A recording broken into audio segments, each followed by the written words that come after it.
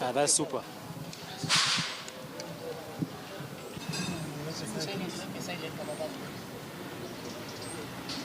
And what we can promise our members and the outgoing team and our party leadership at the national level, at the NEC and the Central Committee, is that we are going to work under you and with you to make sure that ODM, which is the largest party in Kenya, goes to the next level and the next stage.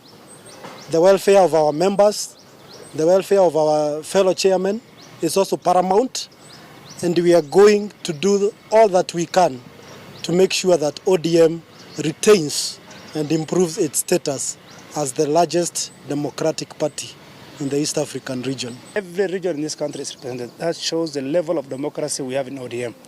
And we assure our ODM members, because we are the people representing the party at the grassroots level. And we are going on our elections at the sub-county level on 7th. We assure that free and fair election will be done at the grassroots level.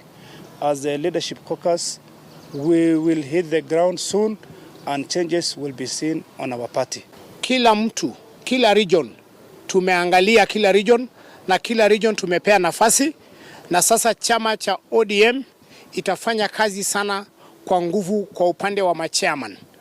Na tunashukuru wale ambao walifanya kazi mzuri, na tutaendelea kufanya kazi nao pamoja.